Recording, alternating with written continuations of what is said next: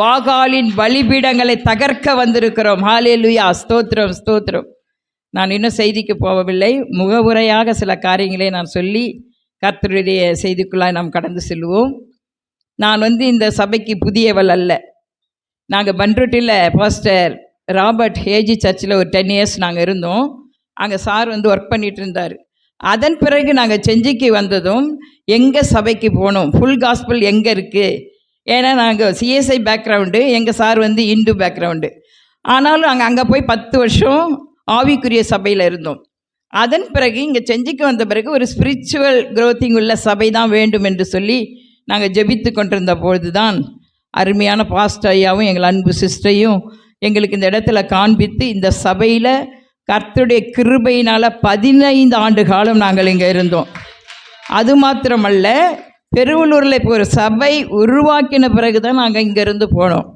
அது மாத்திரமல்ல, 30 வருடங்கள் மேலாக நானும் சகோதரியும் ஒரு உடன்பிறவா என் கிறிஸ்துவின் இரத்தத்துக்குள் மீட்கப்பட்ட ஒரே குடும்பமாக தேவன் நம்மை தெரிந்து கொண்டார். எத்தனையோ பேர் கடந்து வந்தார்கள், கரங்களை பிடித்தார்கள், பாதியிலே மறந்தார்கள். ஆனால் என் தேவனுக்கு மகிமையாக சொல்லுகிறேன். சிஸ்டர் கூட என்னை குறித்து சொன்னபோது அதிகமாக நான் உள்ளத்திலே கண்ணீர் வடித்தேன். ஆனால் இதுவரையிலும் இருவரும் அதே ஆதி அன்பிலே கட்டப்பட்டிருக்கிறோம். இனி கர்த்தருடைய வருகை வரையிலும் இப்படியாய் நாம் கூடி ஒருமித்து அவர் நாமத்தை உயர்த்துவதற்காக தான் கர்த்தர் உங்களையும் என்னையும் தெரிந்து கொண்டு தாயின் கருவிலிருந்து வேறு பிரித்து வைத்திருக்கிறார். அல்லேலூயா. இது எழுப்புதலின் காலம். பின்மாறி ஊற்றி கொண்டிருக்கிறது. ஆதி அப்போஸ்தலருடைய நாட்களில் ஒரு முன்மாறி ஊற்றப்பட்டது. சகரியாவில் நம்ம வாசிக்கிறோம், ஒரு பின்மாறி மழைக்காக வேண்டிக் கொள்ளுங்கள் என்று சொல்லி. ஒரு பின்மாறி மழைக்காக நம்ம ஜெபிக்க இங்கே வந்திருக்கிறோம். ஜெபித்தோம். ஆரம்பத்திலே பாடல், ஆராதனை, ஜபக்குறிப்பு, பைபிள் கியூஸ், அநேக விளையாட்டுகள் எல்லாவற்றையும் நான் இங்கே யோசித்து பார்க்கும் பொழுது பரிசுத்த ஆவியானவர் தாமே பொறுப்பேற்று நேர்த்தியாய் நடத்தினார். இங்கே எந்த மாம்சமும் இடைபடவில்லை என்பதை என் ஆவியிலே நான் உணர்ந்தேன். என் தேவனுக்கு நான் மகிமை செலுத்துகிறேன். ஆவியானவரே இங்கே இறங்கினார். ஒன்று உங்களை அன்பாய் கேட்டுக்கொள்கிறேன். யார் ஜபம் நடத்தினாலும், யார் பிரசங்கித்தாலும் ஆமேன் அல்லேலூயா சொல்லும் பொழுது அது உங்களுக்கு ஆசீர்வாதம். அது தெரிய மாட்டேங்குது. ஜபிக்கும் பொழுது கூட ஒருவர் ஜபிக்கும் பொழுது மற்றவர்கள் ஸ்தோத்திர பலியை எடுக்கணும். ஏன்னா ஒருவன் 1000 பேரும் 2ஆம் 10,000 பேரும் துரத்துவான் என்று வேதம் சொல்லுகிறது. ஒரே மனதும் ஒரே ஆவி உடையவர்களாக நம்ம இங்கே எதுக்கு வந்திருக்கிறோம்? டைம் பாஸ்க்காக வரல. ஏதோ சிஸ்டர் பாஸ்டம்மா கூப்பிட்டாங்கன்னு நம்ம வரல. இந்த இடத்திலே நாமும் ஒரு எழுப்புதல் அடைந்து அநேகர் அந்த எழுப்புதலுக்குள்ளாய் நடத்தும்படியாக தான் ஆவியானவர் உங்களையும் என்னையும் கொண்டு கரங்களை தட்டி கர்த்தரை மகிமைப்படுத்துவோம். கர்த்தருடைய பரிசுத்த நாமத்திற்கு மகிமை உண்டாவதாக. அப்படியே நாம் பார்க்கும் பொழுது இந்த நாள் அருமையான டாம் பிரதரை குறித்து கூட நான் சொல்லணும். நல்ல ஒரு உற்சாகமுள்ள பாத்திரம். கரங்களை தட்டுங்க. நல்ல ஒரு உற்சாகமுள்ள பாத்திரத்தை கர்த்தர் என்ன செய்திருக்கார்? இந்த ஆலயத்தில் கொடுத்திருக்கிறார். இப்படி அநேக கிதியோன்கள் எழும்ப வேண்டும், அநேக தானியல்கள் எழும்ப வேண்டும், அநேக யோசேப்புகள் எழும்ப வேண்டும். அதில் என்னென்னா, எங்கள் வீட்டில் ஒரு சாமி இருக்கார், நம்ம பாஸ்டம்மா வீட்டில் ஒரு சாமி இருக்கார், நம்ம பாம்பே சிஸ்டர் வீட்டில் ஒரு சாமி இருக்கார், இங்கேயும் ஒரு பிரதரை கர்த்தர் கொடுத்திருக்கிறார். கரங்களை தட்டி கர்த்தரை மகிமைப்படுத்துவோம். கர்த்தருடைய நாமத்திற்கு ஸ்தோத்திரம். நாம் கண்களை மூடி ஜெபித்து கர்த்தருக்குள்ளாய் கடந்து போவோம். ஸ்தோத்திரம். ஹல்லேலூயா, ஹல்லேலூயா. ஸ்தோத்திரிக்கிறோம் ஆண்டவரே, ஸ்தோத்திரிக்கிறோம், ஸ்தோத்திரிக்கிறோம், ஸ்தோத்திரிக்கிறோம். உமக்கு நன்றி செலுத்துகிறார் அச்சா. ஹல்லேலூயா. தெபொராக்களே விழித்திடுங்கள், உபவாசித்து ஜெபித்திடுங்கள். தெபொராக்களே விழித்திடுங்கள், உபவாசித்து ஜெபித்திடுங்கள். எஸ்தர்களே கூடிடுங்கள், இரவுகளை பகலாக்குங்கள். எஸ்தர்களே கூடிடுங்கள், இரவுகளை பகலாக்குங்கள். எக்காலம் ஊதிடுவோம், எரிகோவை தகர்த்திடுவோம். கர்த்தரின் நாமம் உயர்த்திடுவோம், கல்வாரி கொடியேற்றுவோம். கர்த்தரின் நாமம் உயர்த்திடுவோம், கல்வாரி கொடியேற்றுவோம். ஆமென். ஆண்டவரே உம்மை துதிக்கிறோம் துதிக்கிறோம் துதிக்கிறோம் துதிக்கிறோம் துதிக்கிற ராஜா. இந்த ஆசீர்வதிக்கப்பட்ட இந்த பெண்கள் அப்பா ஸ்தோத்திரம் எழுப்புதலின் கூட்டத்திற்காக உமக்கு நாங்கள் நன்றி செலுத்துகிற ராஜா. துதிக்கிறோம் துதிக்கிறோம் துதிக்கிறோம். இந்த நாளில் வந்திருக்கிற ஒவ்வொரு சகோதரிகளையும் கரத்திலே கொடுக்கிறேன். ஒரு ஷபலபூரி அக்கரபா அப்பா ஸ்தோத்திரிக்கு அன்றைக்கு வேதாகமத்திலே அநேக பெண்கள் எழும்பி அநேக காரியங்களை செய்து சாதனை படைத்த பெண்களாய் காணப்பட்டார்கள். ஆண்டவரே இந்த நாளில் வந்திருக்கிற ஒவ்வொரு சகோதரிகளையும் ஒவ்வொரு வாலிப தங்கச்சிகளையும் குடும்ப ஸ்திரீகளையும் கர்த்தாவே உம்முடைய கரத்திலே நான் ஒப்புக் கொடுக்கிறேன் ராஜா. ஸ்தோத்திரம். ஒவ்வொருவர் மீதும் உடைய விசேஷித்த ஆவி இறங்கட்டும் ஆண்டவரே. ஸ்தோத்திரம். ஒவ்வொருவர் மீதும் உடைய ஜப ஆவி இறங்கட்டும், உடைய மன்றாட்டின் ஆவி இறங்கட்டும், உடைய ஆத்தும பாரத்தின் ஆவியை ஊற்றுவீராக. மாம்சமான யாவர் மேலும் என் ஆவியை ஊற்றுவேன் என்று வாக்கு கொடுத்த தேவன் இந்த வேளையில் அப்பா உடைய உன்னதத்தின் ஆவி ஊற்றப்படட்டும் அப்பா. ஸ்தோத்திரம். ஒவ்வொருடைய இருதயங்களில் ஆண்டவரே ஸ்தோத்தரிக்கிறோம். உடைய வேத வசனங்கள் கொழுந்து விட்டு எரியட்டும் அப்பா. ஸ்தோத்திரம். வந்தவர்கள் வந்த வண்ணம் செல்லாதபடிக்கு அப்பா. ஸ்தோத்திரம். இந்த நாளிலே ஒரு உயிர் மீட்சி அடைந்தவர்களாய் ஆண்டவரே அநேகரை உடைய நீதிக்கு உட்படுத்துகிறவர்கள் அப்பா. அநேக ஆத்துமாக்களை கொலைபொருளாய் அப்பா பரலோகம் சேர்க்கிறவர்களாகப்பா. நாணமுள்ள ஸ்திரியாய் ஒவ்வொருவரும் கடந்து போக பரிசுத்த ஆவியானவர் கிருபை செய்வீராக அப்பா. ஸ்தோத்திரம். விசேஷமாக கர்த்தாவே இந்த சபையை நடத்துகிற தேவதாசருக்காய் ஜெபிக்கிறோம். எங்கள் அன்பு சகோதரிக்காய் ஜெபிக்கிறோம். அவள் கொடுக்கப்பட்ட கர்ப்பத்தின் கனிகள் ஒருவேளை தூரத்தில் இருந்தாலும் சாம் ஷீபா குழந்தைகளை கர்த்தர் ஆசீர்வதியும். எஸ்தர் கணவரை கர்த்தர் ஆசீர்வதியும். மகன் கார்த்திக் கூட கர்த்தர் ஆசீர்வதியும் அப்பா. எங்கள் மத்தியில் இருக்க சாம்பிரதரை ஆசீர்வதிங்க. இந்த நாளிலே கலந்து கொண்டிருக்கிற பெருவள்ளூரிலிருந்தும் செஞ்சியிலிருந்தும் அப்பா பல கிராமங்களிலும் இருந்தும் எங்களுடைய சம்பந்தி கூட வந்திருக்கார்கள். திண்டிவனத்திலிருந்து வந்து கலந்து கொண்டிருக்கிற ஒவ்வொரு பிள்ளைகளையும் உடைய கரத்தை கொடுக்கிறேன். கர்த்தர் உடைய கரத்தை எடுப்பீராக. ஒவ்வொருவரையும் ஒரு நாட்கள் வல்லமையாய் பயன்படுத்துவீராக. உடைய கரத்திலே நாங்கள் அர்ப்பணிக்கிறோம். தொடர்ந்து பரிசுத்த ஆவியானவதாமே எங்கள் மத்தியிலே இடைபடுவீராக அப்பா. மாம்சம் எழும்பாதபடிக்கு கர்த்தருடைய ஆவியானவர் எங்களை பலப்படுத்துவீராக. உடைய கிருபைக்குள்ளாய் மூடிக்கொள்வீராக.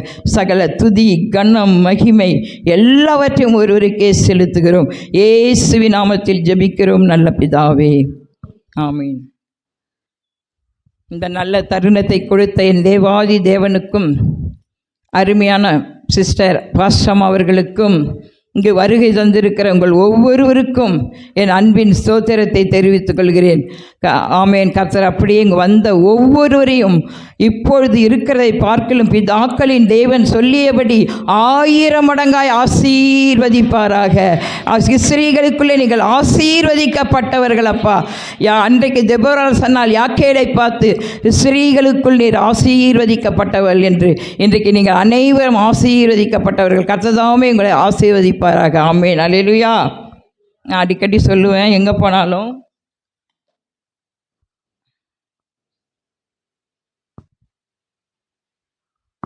பெண்கள் என்ற ஒரு தாழ்வு மனப்பான்மை நமக்கு இருக்கக்கூடாது.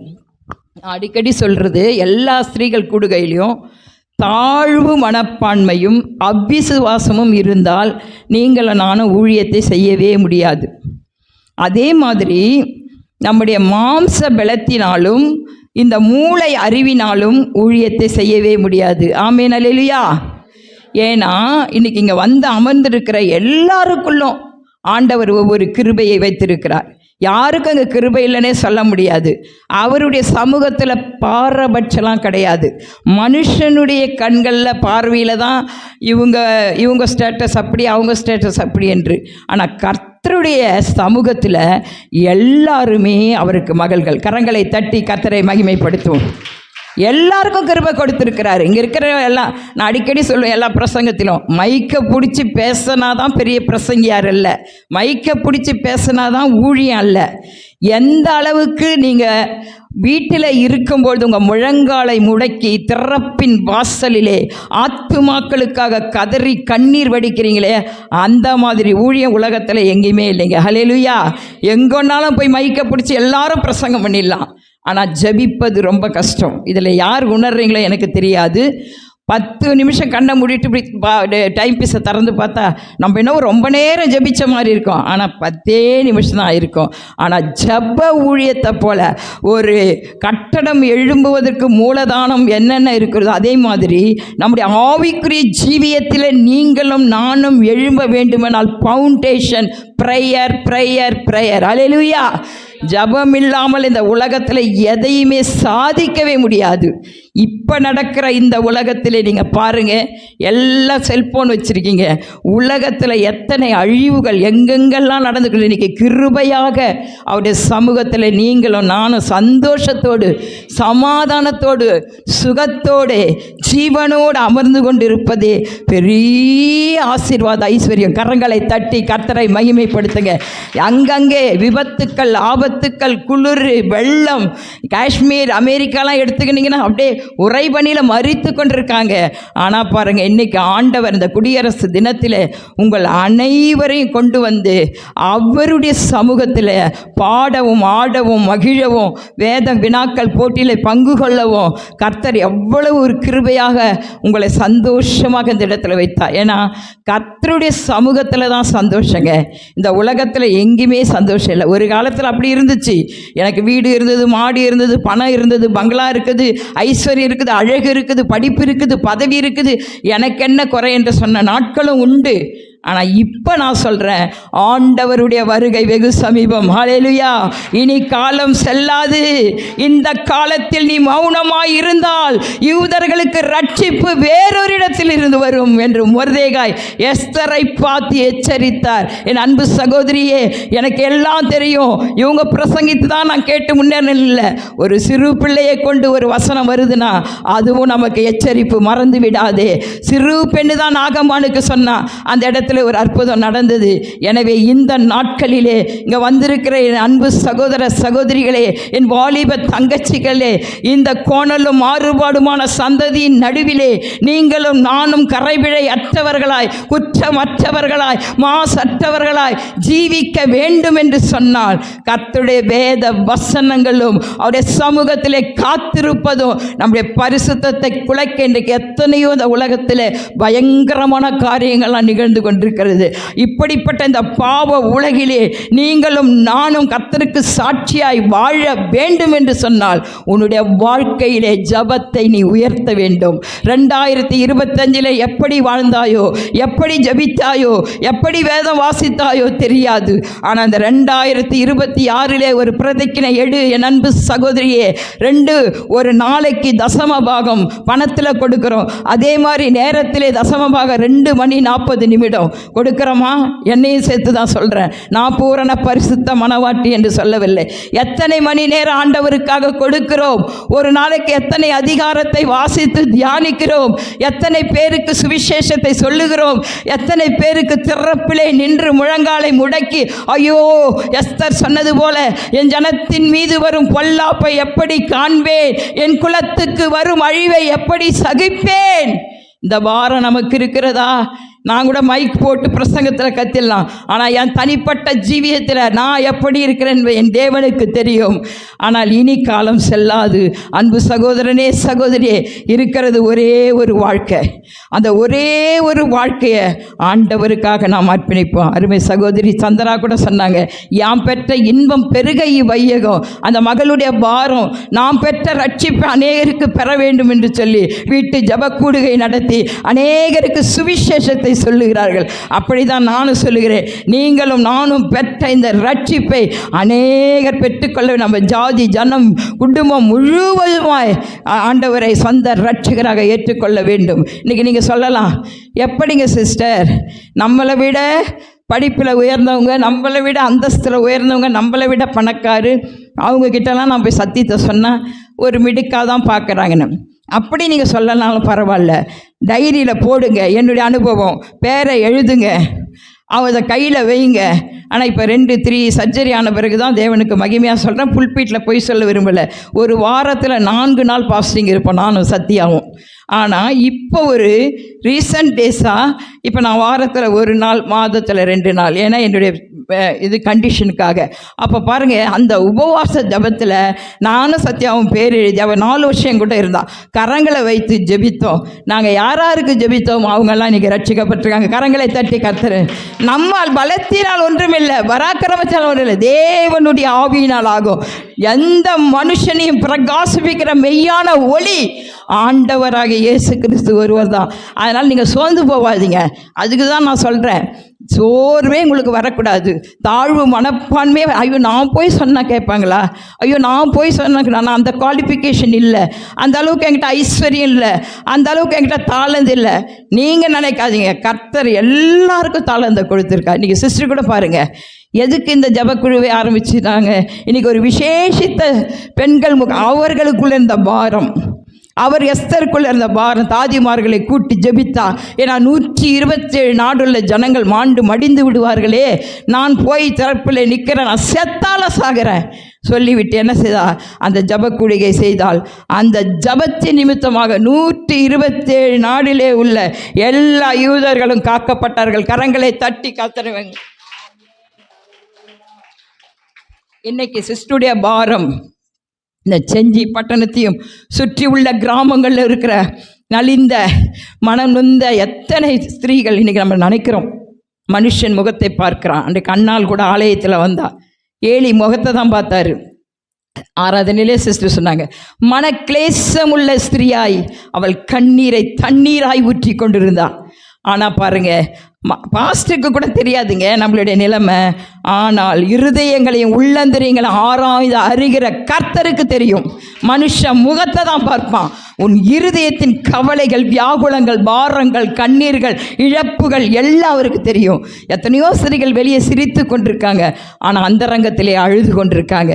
ஏனென்றால் அப்படிப்பட்ட பாடு உபத்திரத்தின் மத்தியில், வியாதி பலவீனங்கள் மத்தியில், கணவன் நிமித்தமாய், மாமியார் நிமித்தமாய், பிள்ளைகள் நிமித்தமாய், இன்னும் பல்வேறுபட்ட ஒடுக்கப்பட்ட ஒரு சூழ்நிலை நிமித்தமாய் இன்றைக்கு ஸ்திரீகள் வேதனைக்குள்ளாய் கடந்து போகிற இந்த சூழ்நிலையில தான் அருமையான சகோதரிக்கு கர்த்தர் ஒரு பாரத்தை கொடுத்து தேவ சமூகத்திலே இது வரையிலும் சந்தோஷத்தோடும் சமாதானத்தோடும் கர்த்தருக்கு மகிழ்ச்சியாக இருப்பதே உங்கள் பலன் என்பதை இன்றைக்கு ஆண்டவர் நமக்கு இந்த நல்ல சிலாக்கியத்தை, நல்ல பாக்கியத்தை கர்த்தர் கொடுத்திருக்கிறார். அதனால தான் நான் சொல்கிறேன், நீங்கள் மைக்கு பிடிச்சி பிரசங்கம் பண்ணாதான் ஊழியம் கிடையாது.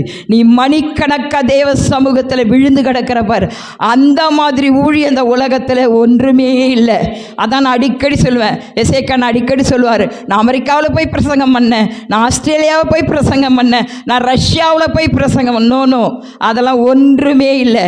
நீ அந்த ரங்கத்தில் உன் முழங்காலை முடக்காமல், உன் தண்ணீரை கண்ணீராய் ஊற்றாமல், தேவ சமூகத்தில் காத்தில்லாமல் நீ என்னதான் மைக்க பிடிச்சி அப்படியே இலக்கியத்தோடு பிரசங்கம் பண்ணினாலும் கிரியை இருக்காதுங்க. ஹல்லேலூயா.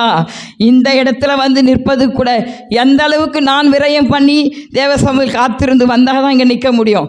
எங்கள் சிஸ்டர் தானே எலன் சிஸ்டர், நான் மாட்ட போயிட்டு ஏதாவது ஒன்று பிரசங்கிச்சுட்டு வந்துன்னா அது மனிதர் வந்திருக்கவங்க இருதயங்களில் கிரியை நடப்பிக்காது. ஹல்லேலூயா.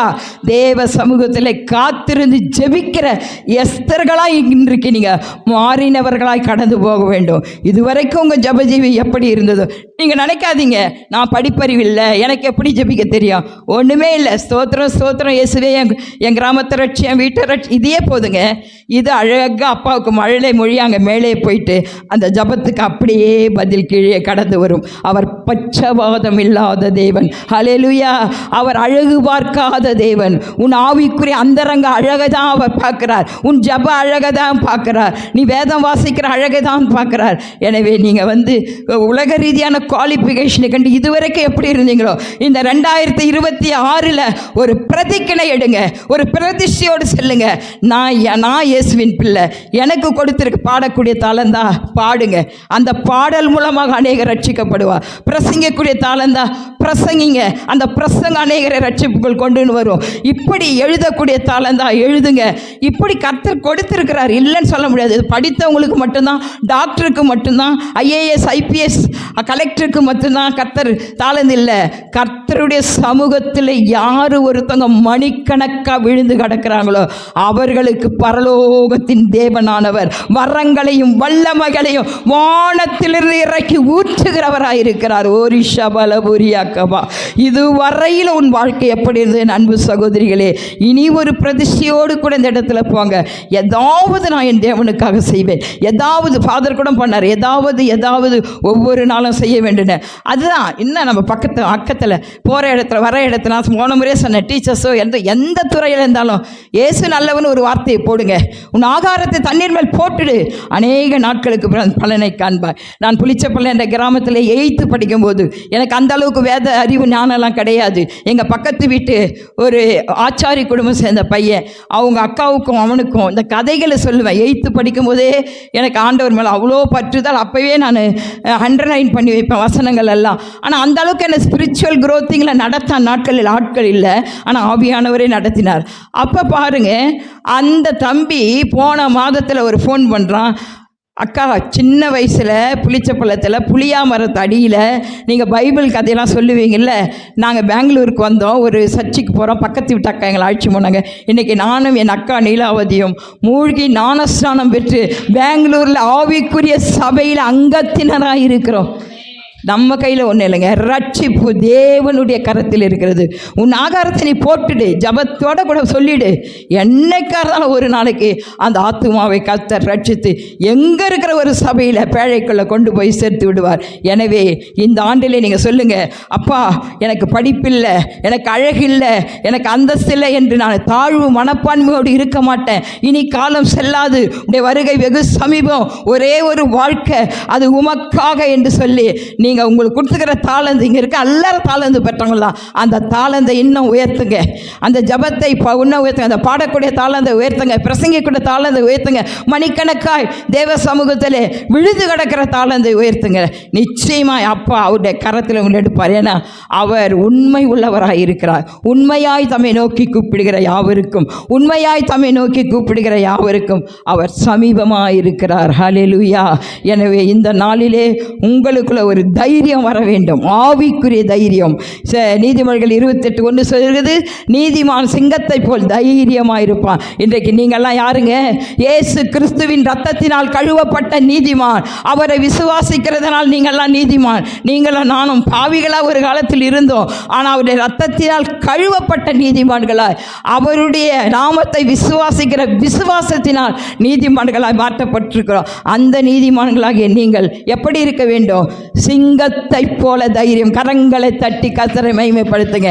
ஆண்டவருடைய அன்பை சொல்லுவதில், ஆண்டவருடைய சத்தியத்தை சொல்லுவதில், அவர் செய்த அற்புத அடையாளங்களை சொல்லுவதில், அவர் பட்ட பாடுகளையும், அவர் மரித்து 3ஆம் நாள் உயிரோடு எழுப்பி இன்றைக்கும் அவர் ஜீவிக்கிறார் என்பதை சொல்லுவதில் நானும் நீங்களை எப்படி இருக்கணுமா? சிங்கத்தை போல் தைரியமாக இருக்கணும். சத்தியத்திலே முகதாட்சியம் நல்லதல்ல. யாருக்காகவும் சத்தியத்தை வீணிலே வழங்கவே கூடாது. சத்தியம் சத்தியம்தான். அந்த சத்தியத்தை சத்தியமாய் சொல்லுவதற்கு தான் இந்த பெண்கள் ஐக்கிய ஜப கூடுகை. கரங்களை தட்டி கர்த்தரை மகிமைப்படுத்துங்க. சகோதரிக்கு கொடுத்த அந்த வாரத்துக்காக நான் கர்த்தரை மகிமைப்படுத்துகிறேன். இன்னும் கூட அவர்கள் ஒரு பெண்கள் முகாம் வைக்கணும் என்று சொல்லியிருக்கிறாங்க. இங்கே வந்த உடனே நான் பார்த்தேன், ஒரு எழுப்புதலை பார்த்தேன். அவங்கள ப்ளீஸ் பண்ண சொல்லலை, ஆரம்பத்தில் இருந்து பாடல் ஆராதனையிலிருந்து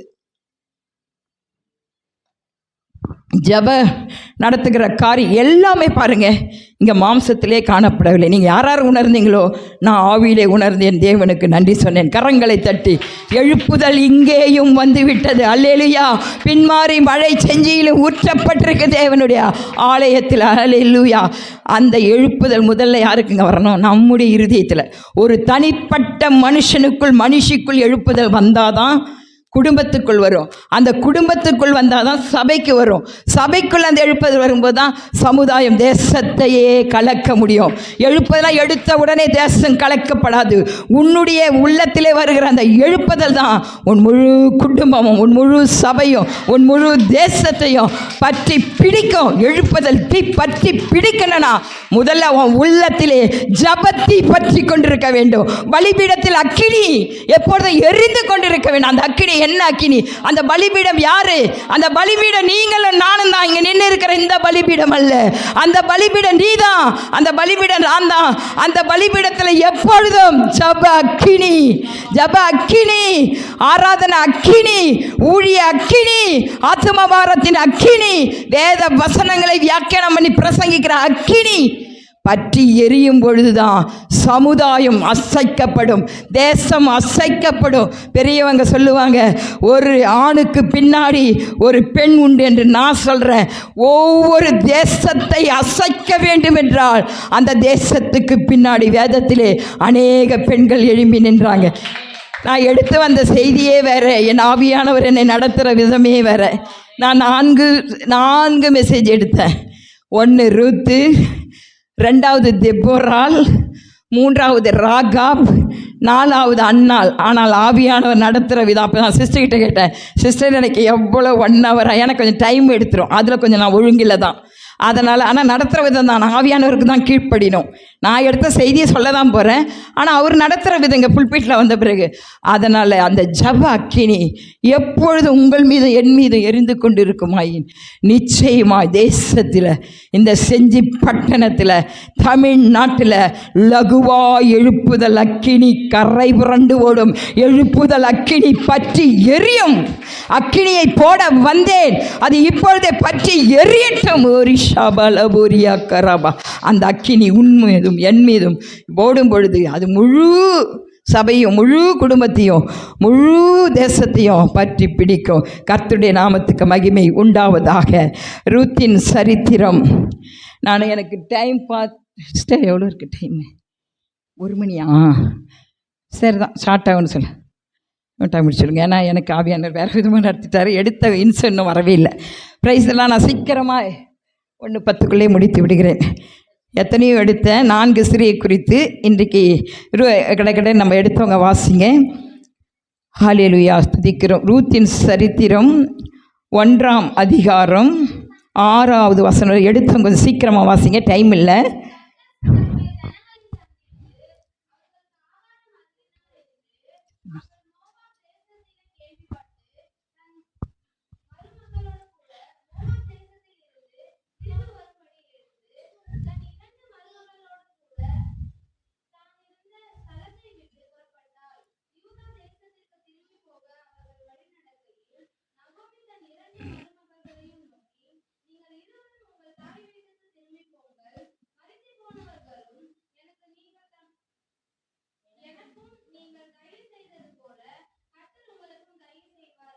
பிரைஸ் தி லார்ட். நான் சொல்லிடுறேன் சுருக்கி. இந்த சரித்திரம் நமக்கு எல்லாருக்கும் நல்லா தெரியும். ஒரு சிலர் ஒரு வேளை அதை குறித்து அறியிற விதத்தில் அறியாமல் இருக்கலாம். இந்த இடத்திலே வேதத்திலே 2 ஸ்திரீகளுக்கு ஒரு டைட்டியலை ஆவியானவர் கொடுத்திருக்கிறார். பாருங்க, எவ்வளோ பெரிய பாக்கியம். பரிசுத்த ஆவியானவர் எழுதியிருக்கிற இந்த வேத புத்தகத்திலே ஒரு 2 ஸ்திரீகளுக்கு மட்டும் ரூத்தின் சரித்திரம், 2வதாக எஸ்தரின் சரித்திரம். கரங்களை தட்டி கர்த்தரை மகிமைப்படுத்துங்க. கர்த்தர் நமக்கு வேதத்தில் கூட மகத்துவத்தை எழுதி வைத்திருக்கிறார்.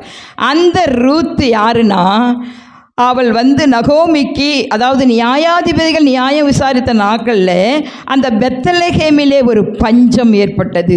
அந்த பஞ்சத்தை போக்குவதற்காக நகோமியும் அவருடைய கணவரும் அவருடைய பிள்ளைகள் மக்லோன், கிளியோன், அவர் கணவர் எலிமெலேக்கு எல்லாம் என்ன செய்கிறாங்கன்னா மோவாபை நோக்கி போகிறார்கள். அல்லேலூயா. மோவாபு எந்த இடங்க? அது விக்கிரக ஆராதனை நிறைந்த இடம், அது விபச்சாரம் உள்ள இடம். ஆனால் பெத்லகேம் என்பது அப்பத்தின் வீடு. அந்த வீட்டை விட்டுட்டு அந்த மோவாபி தேசத்துக்கு அவர்கள் போகிறார்கள். அப்படி நான் கடற்கடன்னு கொஞ்சம் ஸ்பீடாகவே சொல்கிறேன். அப்படி போய்கொண்டு இருக்கும் பொழுது தான் அந்த இடத்துலையே அந்த மோவாபிய ஸ்திரீகளை பார்த்து நகோமி என்ன செய்கிறாங்கன்னா, தன் 2 பிள்ளைகளுக்கும் திருமணத்தை முடிக்கிறார்கள். திருமணத்தை முடித்து 10 ஆண்டு காலம் அந்த மோவாப் தேசத்திலே அவர்கள் வாழ்ந்து கொண்டிருக்காங்க. அந்த 10 ஆண்டு காலத்தில் நடந்த ஒரு சம்பவம் என்ன தெரியுங்களாங்க? அந்த இடத்திலே பரிதாபம், 3 பேரும் விதவையாகிறார்கள். எவ்வளவு ஒரு கொடுமைங்க. நகோமிக்கும் கணவன் மரிச்சிட்டாரு, ரூத்துக்கும் கணவன் மரிச்சிட்டாரு, ஓர்பாலுக்கும் கணவன் மரிச்சிட்டாரு. 2 மருமகள், ரூத்து, ஓர்பால். இப்படிப்பட்ட ஒரு சூழ்நிலையில் நீங்கள் நினச்சி பாருங்கள், எவ்வளோ ஒரு கசப்பான அனுபவம், எவ்வளவு ஒரு கைவிடப்பட்ட நிலைமை, எவ்வளவு ஒரு நிர்கதியான நிலைமை. இந்த சுச்சுவேஷனில் தான் மறுபடி நகோமி என்ன செய்கிறாங்க, கேள்விப்படுறாங்க. என்னென்ன, அதாவது பெத்லகேமிலே நான் இந்த மோவாப் தேசத்திலிருந்து திரும்பி போகிறேன். ஏன்னா அந்த பெத்லகேமிலே வார் கோதுமை அறுவடை நாள். கரங்களை தட்டி கர்த்தரை மகிமைப்படுத்துவோம். நகோமி தேவ சித்தத்தை மீறி தான் போயிட்டாங்க. மோவாப் தேசத்துக்கு போகக்கூடாது. ஏனென்றால் அந்த மோவாப் தேசத்தை குறித்து இந்த ஒரு வசனத்தை மட்டும் எடுத்தவர்கள் சீக்கிரமாய் வாசிங்க, நேரம் இல்லாதபடியால். உபாகமம் 23:2 கூட வாசிங்க.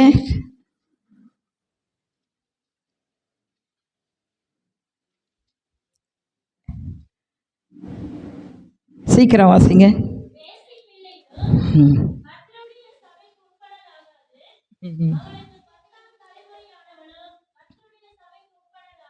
பிரைஸ் தி லார்ட், அல்லேலூயா. அங்கே பாருங்கள், பழைய ஏற்பாட்டு காலத்தில் இந்த மோவாபிய ஸ்திரீகள், அவர்கள் யார்? தேசி பிள்ளைகள். அவர்கள் 10 தலைமுறையானாலும் எங்கே வரக்கூடாது? இஸ்ரவேலின் தேவனாகிய கர்த்தருடைய சபைக்கும் வரக்கூடாது, இஸ்ரவேலினுடைய தேசத்துக்கும் வரக்கூடாது, பெத்தேலாகிய அப்பத்தின் வீட்டுக்கும். அப்படி ஒரு கட்டளை அங்கே காணப்பட்டது. ஆனால் இந்த இடத்துல நம்ம பார்க்கும் பொழுது அந்த ஸ்திரீகள் 2 பேரும் கணவனை இழந்த பிறகு நகோமி சொல்கிறாங்க, அவங்க சொல்கிறாங்க, நீங்கள் போயிடுங்கம்மா, உங்கள் ஜனத்துக்கிட்ட போயிடுங்கம்மா, உங்கள் அப்பா அம்மா கிட்ட போயிடுங்கம்மா, இனி நான் உங்களுக்கு ஒரு வாழ்க்கையை கொடுக்க முடியாதுன்னு சொல்லும்போது இருவரும் நகோமியை முத்தமிட்டு அழுகிறார்கள். அப்படி முத்தமிட்டு அழுதுட்டு ஓர்பால் என்ன செய்கிறா?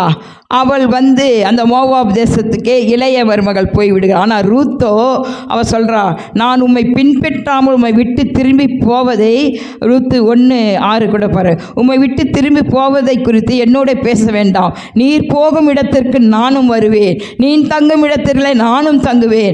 உம்முடைய ஜனம் என்னுடைய ஜனம், உம்முடைய தேவன் என்னுடைய தேவன். நீர் மரணமடைய இடத்தில் நானும் மரணம் அடைவேன், அங்கே அடக்கம் பண்ணப்படுவேன். மரணமே அல்லாமல் வேறொன்று உம்மை விட்டு பிரித்தால் கர்த்தர் அதற்கு சரியாகும், அதற்கு அதிகமாக எனக்கு செய்ய. கடங்களை தட்டி கர்த்தரை மகிமைப்படுத்துங்க. என்ன ஒரு அருமையான மாமியார் மருமகள் உதாரணம். இந்த காலத்தில் அப்படி இருக்கிறாங்களா உலகத்தில்? மாமியார் மருமகள், நானும் மாமியார் தாங்க, அநேக மாமியார் இருக்கீங்க, மருமகளாகவும் அந்த ஸ்தானத்தில் இருக்கிறோம். நாம் எப்படி இருக்கிறோம்? ஹல்லேலூயா. இந்த இடத்திலே பரிசுத்த ஆவியானவர் அந்த நகோமியை பரிசுத்த ஆவிக்கு ஒப்புமையாகவும், அந்த ரூத்தை ஒரு நல்ல விசுவாசிக்கு ஒப்புமையாகவும் இந்த இடத்திலே நாம் எடுப்போம்.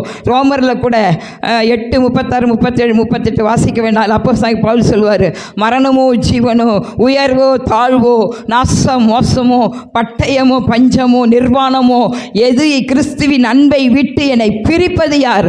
அதே ஒரு அபிஷேகத்தோடு கூட இந்த இடத்திலே ரூத்துக்கு ஒரு வெளிப்பாடு. ஐயோ, நான் மோவாபிய ஸ்திரீ, 10 தலைமுறையானாலும் நான் சபைக்கு உட்படலாகாது, ஆனால் இஸ்ரவேலின் தேவனாகிய கர்த்தரால் மாத்திரம்தான் எனக்கு விடுதலை என்ற ஒரு வெளிப்பாடு அவளுக்கு இருந்தது. கரங்களை தட்டி கர்த்தரை மகிமைப்படுத்துவோம். அந்த இடத்துல இந்த ரூத்தின் தீர்மானத்தை பாருங்க. அவள் ஒரு நல்ல தீர்மானத்தை எடுத்தா. நான் மறுபடியும் போனால் அந்த மோவாபில் இன்னும் அவளுக்கு விபச்சாரம் வேசித்தனம் நிறைந்த அந்த தேசத்தில் அவளை கெட்டு வீணாய் போயிருப்பாள். ஆனால் இஸ்ரவேலின் தேவனாகிய, அதனால தான் போவாஸ் கூட சொல்லுவார், அதற்கு போவாஸ் உன் செய்கைக்கு, அதாவது 2ஆம் அதிகாரத்தில் 12 நேரம் இல்லாதால் நானே வாசிக்கிறேன், உன் செய்கைக்கு தக்க பலனை கர்த்தர் உனக்கு கட்டளையிடுவார். இஸ்ரவேலின் தேவனாகிய கர்த்தருடைய சட்டைகளின் கீழ் அடைக்கலமாய் வந்த உனக்கு அவராலே நிறைவான பலன் கிடைப்பதாக. கரங்களை தட்டி கர்த்தரை மகிமைப்படுத்துவோம். இது போவாசை, ஆவிக்குரிய போவாசான ஆண்டவராகிய இயேசு கிறிஸ்துவினுடைய சட்டைகளின் நிழலிலே வந்திருக்கிற நீங்கள் எல்லாருக்கும் இந்த நாளிலே நிறைவான பலனை நம்முடைய ஆவிக்குரிய போவாசாகிய இயேசு கிறிஸ்து கொடுத்து விட்டார். கரங்களை தட்டி கர்த்தரை மகிமைப்படுத்துங்க. இவ்வளோ நேரம் நீங்கள் ஏதோ டைம் பாஸுக்காக அல்ல, அவருடைய சட்டைகளின் நிழலிலே அநேகருக்கு திறப்பின் வாசலிலே ஜெபிச்சிங்க. யோபு தன் சிநேகிதருக்கு ஜெபித்த பொழுது யோபுடைய சிறை சிறையிருப்பை மாற்றின தேவன். என் அன்பு சகோதரியே, இன்னைக்கு எத்தனை வேதனைகள், எத்தனை இழப்புகள், எத்தனை கண்ணீர்கள், எத்தனை பலவீனங்கள், எத்தனை போராட்டங்களோடு கூட, நிந்தை அவமானங்களோடு கூட நீ இந்த இடத்துல வந்திருந்தாலும் கூட, இந்த இடத்தை விட்டு நீ கடந்து போகும்போது நிறைவான பலனோடு கடந்து போகிறாய். ஹல்லேலூயா. மனுஷன் முகத்தை பார்க்கிறான், இருதயத்தை உள்ளந்தரியங்களை ஆராய்ந்து அறிகிற கர்த்தர் உன் இருதயத்தின் கசப்புக்களை அவர் பார்க்கிறார். இருதயத்தின் கசப்பு இருதயத்துக்கு தான் தெரியும், அந்நியன் அதற்கு உடந்தையாகான் என்று நீதிமொழிகளை வாசிக்கிறோம். இந்த ரூத்துடைய வேதனை நினைச்சு பாருங்க. பெத்லகேமிலிருந்து அந்த மோவாப்புக்கு போனாங்க. போன இடத்துல அந்நிய நுகத்தில் அபிசுவாசி கூட பிணைக்கப்படக்கூடாதுன்னு வேதம் சொல்லுது. ஆனாலும் வேறு வழி இல்லாமல் நகோமி என்ன பண்ணிட்டாங்க, அந்நிய சகோதரரை கட்டினாங்க. அவங்க எப்படி இறந்தாங்க, ஏதா இறந்தாங்கன்னு வேதத்தில் எந்த காரியம் கொடுக்கப்படவில்லை. ஆனால் 3 பேரும் ஒரே நாளில் விதவையானார்கள். எவ்வளோ ஒரு வேதனை நினச்சி பாருங்க. ஒரு பெண் தன் கணவனை, சந்தா கூட சொன்னாங்க, தம்பி டேனியல் எனக்கும் நல்லா தெரியும், நல்ல தம்பி, அவர் டிரைவிங்க்கெலாம் வருவார். ஆரம்பத்தில் பெருவலூருக்கெல்லாம் அவர் வண்டி ஓட்டி வந்திருக்கார். நல்ல ஒரு பக்தி உள்ள சகோதரன். அந்த மகளுடைய விசுவாசத்தை ஒரு ரூத்தை போல அவள் உறுதியாக பற்றி கொண்டா. கரங்களை தட்டி கர்த்தரை மகிமைப்படுத்துங்க.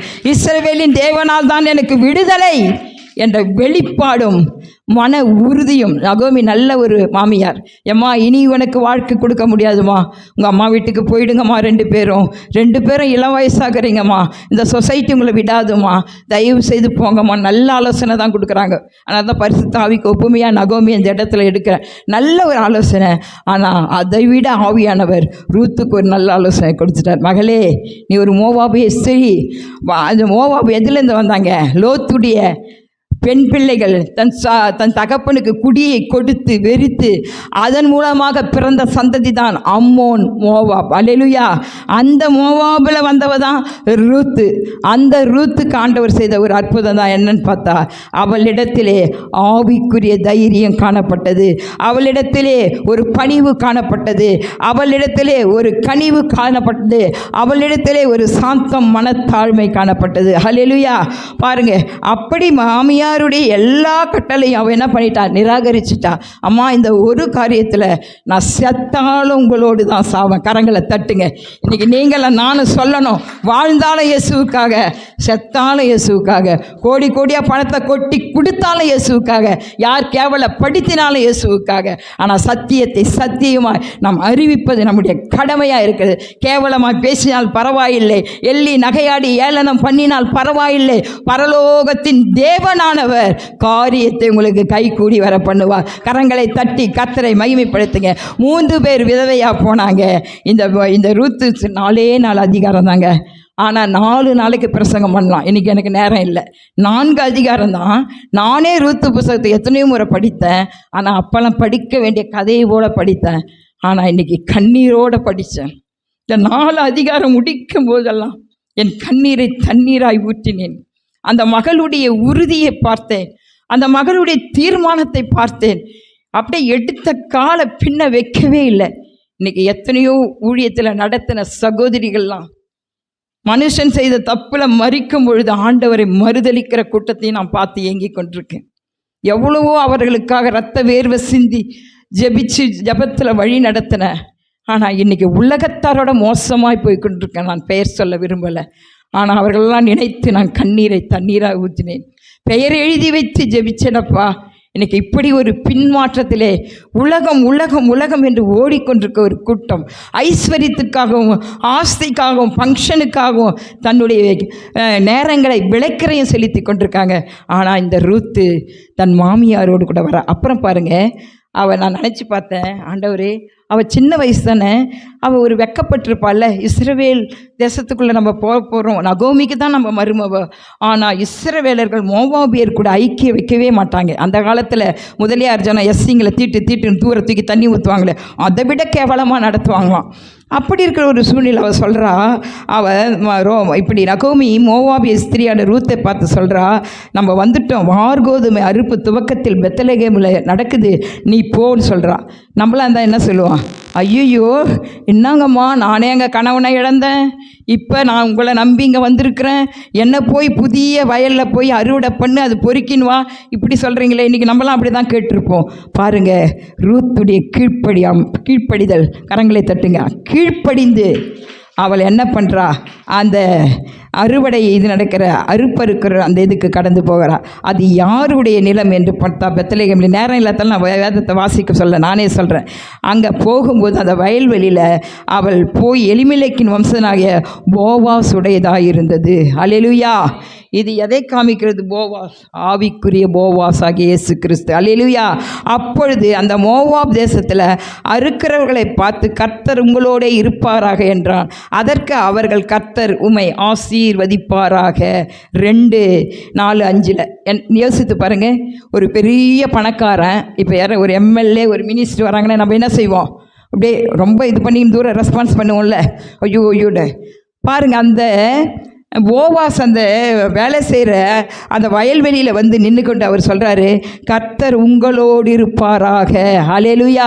எவ்வளோ ஒரு நல்ல, அவன் லேண்ட் லார்டு, பெரிய பணக்கார, ஐஸ்வர்யம், வேலைக்காரை பார்த்து கர்த்தர் உங்களோடு இருக்கிறாருன்னு சொன்னால் அவர் எப்படி இஸ்ரவேலின் தேவனை பின்பற்றியிருப்பார்? அவருடைய குணாதிசயமோ அங்கே பரிசுத்த ஆவியானவருக்கு ஒப்பாமையாக அங்கே ஆண்டவர் வைத்திருக்கிறார். அப்போ அந்த ஜனங்களை சொல்கிறாங்க, கர்த்தர் உம்மை ஆசீர்வதிப்பாராக. அல்லேலூயா. கர்த்தருடைய பிள்ளைகள் நம்ம யாரையும் சபிக்கக்கூடாது. எப்பேற்பட்ட பாவியாக இருந்தாலும் அவர்களை நம்ம என்ன பண்ணணும்? ஆசீர்வதித்து தான் ஜெபிக்கணுன்றதுக்கு போவாஸ் ஒரு எடுத்துக்காட்டு. அப்படி அந்த அறுப்பு இருக்கிறவர்கள்லாம் போயிட்டு எல்லாம் முடிச்சு கிடிச்சு அந்த அறுவடையெல்லாம் கிடைக்கிது. பழைய ஏற்பாட்டில் வரும், லேவியராகமத்தில், அது நான் இப்போ சொல்லலை, 19:9 வரும். அந்த காலத்தெல்லாம் அறுவடை பண்டிகைலாம் முடிஞ்சு எல்லாம் வந்து கீழே வந்து அந்த நெல் பயிரெல்லாம் விட்டுடணும், அந்த அரிக்கட்டுகளெல்லாம் விட்டுடணும், ஒரு மூட்டையே கீழே விழுந்தாலும் விட்டுடணும். எதற்காக? ஏழைகள், விதவைகள், திக்கற்றவர்கள், பரதேசிகள், இவர்களெல்லாம் அதை பொறுக்கி கொண்டு போவாங்களாம். அது அந்த காலத்துடைய நியமனம். பழைய ஏற்பாட்டு காலத்தில் அது ஒரு நியமனமாக இருந்தது. இந்த காலத்தில் போனால் எகிரின்னு ஓடியாருவானுங்க, என்ன அது எடுக்கிறேன் என்ன பொறுக்கிறேன்னு சொல்லிட்டு. அப்போ அது ஒரு ரூல்ஸ், மோசேயுடைய நியாயப்பிரமாணத்தில் அந்த கட்டளை காணப்பட்டது. அப்படி அவள் பொறுக்கி கொண்டு இருக்கிற பொழுது அங்கே போவாஸ் கேட்குறான், இந்த பெண் பிள்ளை யாருடையவள் என்று சொல்லி. அங்கே இருக்கிற வயலில் வேலை செய்கிறவங்களாம் சொல்கிறாங்க, இவள் நகோமி கூட வந்த மோவாப் தேசத்து ஸ்திரீன்னு சொல்கிறாங்க. அவளுடைய நற்கிரியைகளை எல்லாம் சொல்கிறாங்க. அந்த மகள் வந்தால், அமைதியாக பொறுக்கினால், அவங்க மாமியாருக்கு தேவையானதை எடுத்தால், ஒரு அக்கறை பாருங்கள், நம்முடைய மாமிக்கு நம்ம ஏதாவது ஆகாரம் கொடுக்கணுமேன்ற ஒரு அக்கறை அவளுக்கு காணப்பட்டது. இதில் என்ன நம்ம கற்றுக்கொள்ள இந்த ரூத் பாடத்தில்? அவளுடைய கீழ்ப்படிதல், அவளுடைய துணிவு, அவள் மாமியாருக்கு செய்த கடமைகள், அந்த போவாஸை பார்த்து அப்படியே தாழ பணிந்து, உம்முடைய கண்கள் எனக்கு தயவு கிடைத்தது எதனால் என்று. நீங்கள் போய் ரூத்து புத்தகத்தை நல்லா வீட்டில் அந்த 4 அதிகாரத்தை வாசித்து பாருங்களா, உங்களுக்கே இறுதியை இழகிடும். அப்படி அவருடைய நற்கிரியைகளை எல்லாம் அவள் வெளிப்படுத்த அவள் குணசாலியான ஸ்திரீன்றான் போவாஸ் ஒரு இடத்துல. 2வது ஒரு இடத்துல சொல்கிறான், உன் முந்தின நற்குண உத்தமத்தை பார்க்கலோ உன் பிந்தின உத்தமம் பெரிதாக இருந்தது என்று சொல்கிறான். இன்றைக்கு நம்முடைய வாழ்க்கையில் நம்மளை பார்த்து சொல்லலாம், ஐயோ இவங்களா குணசாலியான ஸ்திரீ, அவருடைய விலை முத்துக்களை பார்க்கல உயர்ந்தது. குணசாலியான ஸ்திரீ தன் புருஷனுக்கு கிரீடமாக இருக்கிறாள். குணசாலியான ஸ்திரியை கண்டுபிடிப்பவன் யார் என்று சொல்லி இன்றைக்கு நம்முடைய வாழ்க்கையிலும் கூட அப்படிப்பட்ட திவ்ய சுபாவங்கள் காணப்பட வேண்டும். அப்படி அவள் ஆகாரத்தை எடுத்துக்கொண்டு போகும்போது நகோமி சொல்கிறா, போவாஸ் கண்களில் ரூத்துக்கு தயவு கிடைத்தது. அப்போ சொல்கிறா, இந்த காரியத்தை அநேகர் உலக ரீதியாக படிப்பாங்க. எப்படின்னா, இன்னும் இது ஒரு காதல் ஸ்டோரி மாதிரி இருக்குது. இந்த 3ஆம் அதிகாரத்தில் நகோமியா இப்படி கற்றுக் கொடுக்குறாங்க. ஒரு சிஸ்டர் என்கிட்ட கேட்டாங்க, நீ குளித்து எண்ணெய் பூசி 3ஆம் அதிகாரத்தில் 3வது வசனம், உடுத்திக்கொள், களத்துக்கு போய் அந்த மனுஷன் புசித்து குடித்து தீருமட்டும் அவன் கண்ணுக்கு எதிர்படாமல் இரு, அவன் படுத்து கொண்ட போது அவன் படுத்திருக்கும் இடத்தை நீ பார்த்து போய் அவன் கால்களின் மேல் மூடியிருக்கிற போர்வையை நீக்கி நீ படுத்துக்கொள், அப்பொழுது நீ செய்ய வேண்டியது இன்னதென்று உனக்கு சொல்லப்படும் என்றான். அப்படியே அவள் போய் அவள் சொன்னபடியெல்லாம் செய்து களத்தில் போய் தனக்கு கற்பித்தபடியெல்லாம் போவாஸ் புசித்து குடித்து மகிழ்ச்சியாக இருந்து ஒரு அம்பார் அடியிலே வந்து படுத்து கொண்டான். அப்பொழுது அவள் மெல்ல போய் அவன் காலின் கீழ் மூடி இருந்த போர்வையை ஒதுக்கி படுத்து கொண்டாள். பாதி ராத்திரியிலே அந்த மனுஷன் அரண்டு திரும்பி ஒரு ஸ்திரீ தன் பாதத்தண்டிலே படுத்துறதுக்கு கண்டு நீ யார் என்று கேட்டாள். நான் உம்முடைய அடியாளாகிய ரூத் உமது அடியாள் மேல் உம்முடைய போர்வையை விரியும், நீர் சுதந்திரவாளி என்று சொன்னான். அப்போதான் ரூத்து சொல்கிறான். அதற்கு அவன், மகளே, நீ கர்த்தரால் ஆசீர்வதிக்கப்படுவாயாக. நீ தரித்திரருக்கும் ஐஸ்வர்யங்களுமான வாலிபனுக்கு பிறகே போகாததினால் உன் முந்தின நற்குணத்தை பார்க்கிலோ உன் பிந்தின நற்குணம் உத்தமமாக இருந்தது. கரங்களை தட்டி கர்த்தரை மகிமைப்படுத்துவோம். இதனுடைய ஆவிக்குரிய அர்த்தம் என்ன தெரியுங்களாங்க? குளித்து பரிசுத்தம், எண்ணெய், பரிசுத்த ஆவியானவருக்கு ஒப்புமையா, வஸ்திரம், ரட்சிப்பின். இது அவர்களுக்கு நடந்தது, ஹியூமன்ஸ் இதில் தான் நடந்தது. ஆனாலும் அந்த ஹியூமன்ஸில் அவங்க நடந்தாலும் ரூத்தும் பாவம் செய்யவில்லை, போவாசும் பாவம் செய்யவில்லை. ஏன்னா போவாசும் கர்த்தருக்கு பயந்தவன், இஸ்ரவேலின் தேவனுக்கு நடுங்கின ஒரு லேண்ட் லார்ட், ஒரு பணக்காரன், பண்ணை அதிகாரி. ஆனால் ரூத் ஒரு மோவாபியஸ்திரி. அவன் எதுவுமே கேட்கல பாரு, நீ அந்நிய தேசத்தா, நீ ஏன் நீ எங்களுடைய இதில் இது பண்ண. ஆனால் தயவை கொடுத்தது யாருங்க? ரூத்துக்கு போவாஸ் கண்ணில் தயை உண்டு பண்ணது யாரு? நம்முடைய கர்த்தராகிய இயேசு கிறிஸ்து. கரங்களை தட்டி கர்த்தரை மகிமைப்படுத்துங்க. அவரை உறுதியாய் பற்றி கொண்டவர். வேதம் சொல்லுகிறது, உம்மை உறுதியாய் பற்றி கொண்டிருக்கிற, உண்மை நம்பி இருக்கிறபடியினால் பூரண சமாதானத்தோடு காத்துக்கொள்ளுகிற தேவன். பாருங்க, எவ்வளோ வேதனையோட, எவ்வளோ இழப்புகளோட, எவ்வளோ கசப்புகளோட, பசியும் பட்டினியும். நம்ம பாஷையில் சொல்லணும்னா அடுத்த அடி சாப்பிடுவதற்கே கஞ்சி கிடையாது. அப்படிப்பட்ட ஒரு சூழ்நிலையில் தான் இந்த மோவாபுக்கு வராங்க. இந்த இடத்திலே போவாசுடைய கண்களிலே ரூத்துக்கு தயை கிடைத்தது. தன் மாமியாருடைய ஆலோசனைக்கு கீழ்ப்படிந்தாள். இதுக்கெல்லாம் காரணம் என்னங்க? கீழ்ப்படிதல் மிகவும் அவசியம். அல்லேலூயா. கர்த்தருடைய வார்த்தைக்கு, கர்த்தருடைய பரிசுத்தவான்கிட்ட சொல்லுகிற வார்த்தைக்கு, நம்மை விட பெரியோர்கள் சொல்லுகிற ஆலோசனைக்கு நம்ம என்ன செய்யணுங்களாம்? கீழ்ப்படிய வேண்டும். ஹல்லேலூயா. ரூத் எல்லாவற்றிலும் நல்ல தீர்மானத்தை எடுத்தாள். அவளுடைய தீர்மானத்தில் ஒரு மன உறுதி காணப்பட்டது. அங்கே வசனம் நகோமியே சொல்கிறா, அவள் மன உறுதியை பார்த்தே நகோமி அவளை ஒன்றுமே அதன் பிறகு சொல்லவில்லை. அவளுடைய தீர்மானம் ஒரு நித்திய தீர்மானமாக இருந்தது. அப்படி அவள் பார்க்கும் பொழுது அவள் ஒரு நல்ல அந்த மோவாப் வம்சத்தில் வந்தாலும் அவளுக்கு ஒரு வெளிப்பாடு, எனக்கு விடுதலை, என் வாழ்க்கை கட்டி எழுப்பப்படணும்னா, நான் நன்றாக வாழணும்னா இஸ்ரவேலின் தேவனாகிய கர்த்தரை தவிர வேறு யாரும் இல்லை என்ற ஒரு வைராக்கியம் அவளுக்குள்ளாய் காணப்பட்டது. என் அன்பு சகோதரிகளே, இன்றைக்கு எந்த சூழ்நிலையிலே நீங்கள் வாழ்ந்தாலும், யார் எது சொன்னாலும், ஆற்றுல ஒரு கால் வலதுபுறம் இடதுபுறம் படாதபடிக்கு உறுதியாக இருங்க. இயேசு தான் ரட்சகர், இயேசு தான் ஆண்டவர், அவர் தான் நித்தியத்துக்கு நடத்த முடியும். ஒன்றான மெய்தனாக அவரையும் அவர் அனுப்பின குமாரனாக இயேசு கிறிஸ்துவை விசுவாசிப்பது தான் நித்திய ஜீவனை கொடுக்கும். அவளுக்கு இருந்தது அந்த வெளிப்பாடு. நான் நித்திய ஜீவனுக்குள் போனோன்னா, அந்த பரலோகத்துக்கு போனோன்னா வழி சத்தியம் ஜீவன் அவர்தான் என்ற ஒரு வெளிப்பாடு அவளுக்கு இருந்ததால் அதில் அவள் உறுதியாக இருந்தாள். அப்படி குளித்து எண்ணெய் பூசி உன் வஸ்திரங்களை உடித்து கொண்டு அந்த களத்துக்கு போய் அந்த மனுஷனோடு படுத்துக்கள். இது மாம்ச கண்ணோட்டத்தோடு தயவு செய்து பார்க்காதீங்க. இதில் ஆவியானவருடைய கிரியை இங்கே எழுதி வைக்கப்பட்டிருக்கிறது. ஒருவேளை அன்றைக்கு ரூத் இளம் வயதுள்ள விதவை தான், போவாசும் ஒரு மணவாளன் சுதந்திரவாளி தான். ஆனாலும் கூட நகோமி ஒரு ஆவியானவருக்கு ஒப்புமையாக இந்த இடத்துல நடத்துகிறா. நீ படுத்துக்கொள் என்று அந்த போர்வையை இழுத்து அவர் படுத்துக்கொள்கிறார். ஒரு 2 லைன் பாடும். போவாஸ் போவாஸ் போர்வையால் என்னை மூடுமையா, ஏசையா ஏசையா உம் அன்பினால் என்னை மூடுமையா, உந்தன் அடிமை நானையா, என்னை காப்பாற்றும் கடமை உமக்கையா, உந்தன் அடிமை நானையா, என்னை காப்பாற்றும் கடமை உமக்கையா, போவாஸ் போவாஸ் போர்வையா என்னை மூடுமையா, ஏசையா ஏசையா உம் அன்பினால் என்னை மூடுமையாமேன். ஆவிக்குரிய போவாசாக இயேசு கிறிஸ்து இன்றைக்கு நம்மை அவருடைய ரட்சிப்பின் வஸ்திரமாக அவருடைய துதியின் வஸ்திரமாகிய போர்வையினாலும், பரிசுத்த வஸ்திரமாகிய போர்வையினாலும், நீதியின் சால்வையினாலும் மூடக்கூடியவராய் எங்கள் மத்தியிலே வந்திருக்கிறார். கரங்களை தட்டி கர்த்தரை மகிமைப்படுத்துவோம். அப்படியாய் அந்த வஸ்திரத்துக்குள்ள மூடும் பொழுது என்னென்ன கிடைக்கிறது பார்க்குறோம். உலக பிரகாரமாக போவாசின் முடியல, அவளுக்கு பாதுகாப்பு கிடைத்தது, ஆதரவு கிடைத்தது, கரிசனை கிடைத்தது. அவள் முதலில் வந்த பொழுது, அந்த ரூத்து மோவாபை விட்டு வந்த பொழுது அவள் எப்படி வந்தாள் என்று கதிர் பொறுக்கிறவளாய் வந்தாள். அந்த கதிர் பொறுக்கின நிலம் அவளுக்கு சொந்த நிலமானது. கரங்களை தட்டி கர்த்தரை மகிமைப்படுத்துங்க. ஒரு பரதேசியை போல எல்லாம் இழந்த ஒரு சூழ்நிலையில் அடுத்த அடி வைத்தால் சாப்பாட்டுக்கே வழி இல்லாத ஒரு நிலைமையில் வந்த அந்த ரூத்து எப்படி இந்த ஆசீர்வாதம், இஸ்ரவேலின் தேவனாகிய அவருடைய சட்டைகளின் கீழ் நிழலாய் அவள் வந்தபொழுது அந்த சட்டையின் நிழலிலே அவளுக்கு பாதுகாப்பு கிடைத்தது, அவளுக்கு ஆசீர்வாதம் கிடைத்தது, அவளுக்கு சமாதானம் கிடைத்தது, அவளுக்கு சுகம் கிடைத்தது, சந்தோஷம் கிடைத்தது. கதிர் பொறுக்க சென்ற நிலம் சொந்த நிலமானது. கைம்பெண்ணாய் வந்த அவள் மணப்பெண்ணாய் மாறினாள். கரங்களை தட்டி கர்த்தரை மகிமைப்படுத்துங்க. அவள் ஒரு விதவையாக வந்தாள். ஆனால் போவாசுடைய கண்கள், அது பெரிய சரித்திரம், நான் ஷார்ட்டாக சொல்கிற டைம் இல்லை. அவளுக்கு தயை கிடைத்ததுனால ரூத்தை அந்த போவாஸ் திருமணம் பண்ணினார்.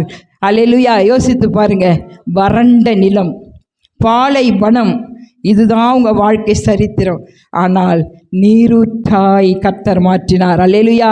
வற்றாத நீரூற்றாய், வளமிக்க தோட்டமாய், கர்ப்பத்தில் பிள்ளை இல்லாதவளுக்கு பிள்ளையை கொடுத்து, அதுதாங்க பெரிய, அந்த பிள்ளை சாதா பிள்ளை இல்லை, அதுதான் பெரிய ஒரு கிருபை என்று தான் சொல்ல வேண்டும்.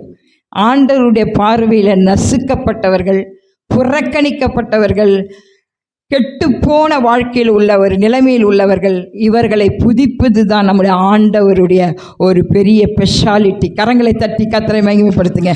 நீங்கள் நினைக்கலாம், ஐயோ நான் ஒதுக்கப்பட்டவள், தள்ளப்பட்டவள், நான் கெட்டுப்போனவள், எனக்கு இப்படி ஒரு வாழ்க்கை கிடைக்குமா என்று சொல்லி.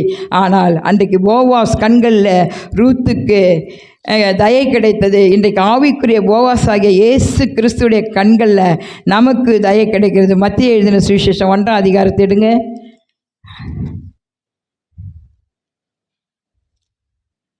அது இது 6 வாசிங்க, 1லேருந்து 6, 8 வரைக்கும் கூட வாசிங்க.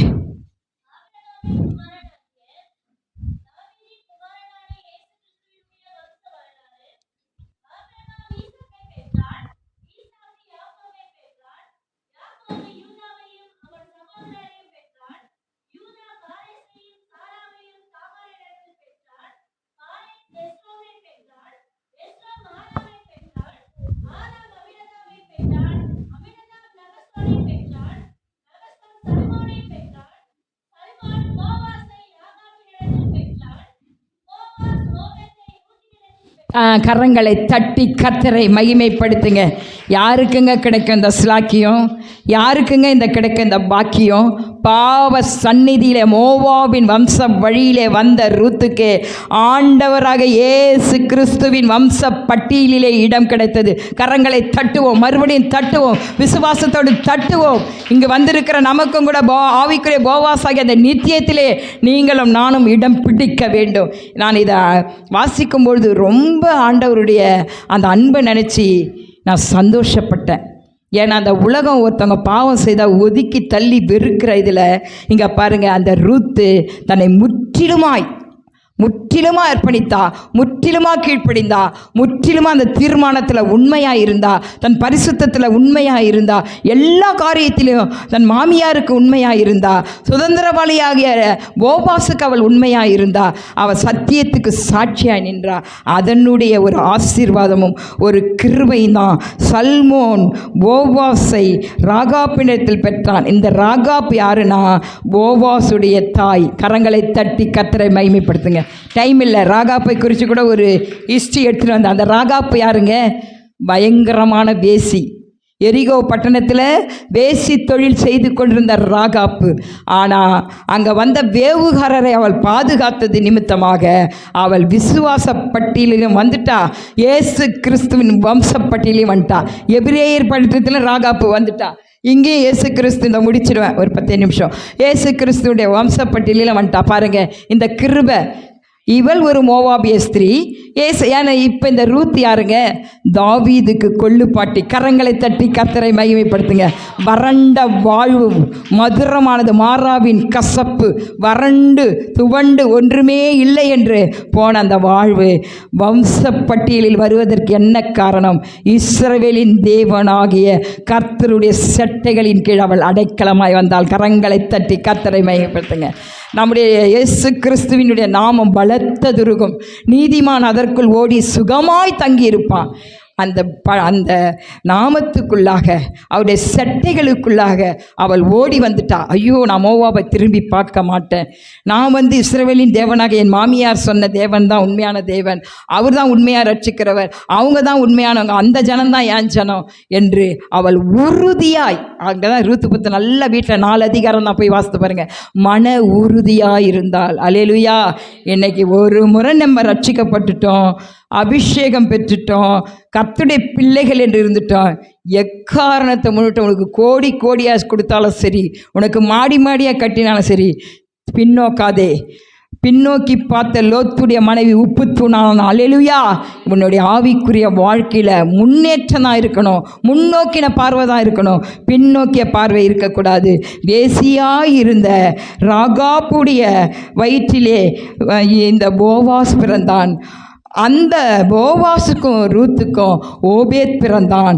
அந்த ஓபேத்துடைய வழி வழியாக ஈசாயுடைய தாவீது, இந்த தாவீது கோத்திர தாண்டவராக இயேசு கிறிஸ்து பிறந்தார். கரங்களை தட்டி கர்த்தரை மகிமைப்படுத்துவோம்.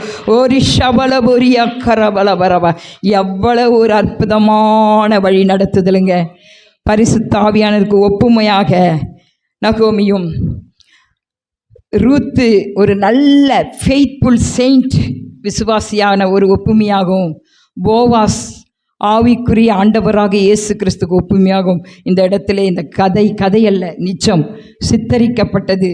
அது நம்முடைய வாழ்க்கையில் இன்றைக்கு அநேக பாடங்களை ரூத்துடைய சரித்திரம் நமக்கு கற்றுக் கொடுத்திருக்கிறது. வேதத்திலே 2 ஸ்திரீகள் தான். அந்த 2 ஸ்திரீகளில் எஸ்தர் சரித்திரம், ரூத்துடைய சரித்திரம். இன்றைக்கு உங்களுடைய சரித்திரம், என்னுடைய சரித்திரம் நித்தியத்திற்கு கடந்து போக வேண்டும். கரங்களை தட்டி கர்த்தரை மகிமைப்படுத்துவோம். ஒரே ஒரு வாழ்க்கை, அது சீக்கிரம் கடந்து போகும். இயேசுவுக்காக நீ எதை செய்கிறாயோ அதுதான் நிலைத்திருக்கும். 4 ஸ்திரீயை குறித்து செய்தி எடுத்தேன், ஆனால் ஆவியானவர் நடத்தினபடி பிரசங்கித்தேன். கர்த்தருடைய நாமம் மகிமைப்படுவதாக. என் அன்பு சகோதரிகளே, நம் கண்களை மூடி அப்படியே கர்த்தரை நோக்கி பார்ப்போம். ஹல்லேலூயா, ஹல்லேலூயா.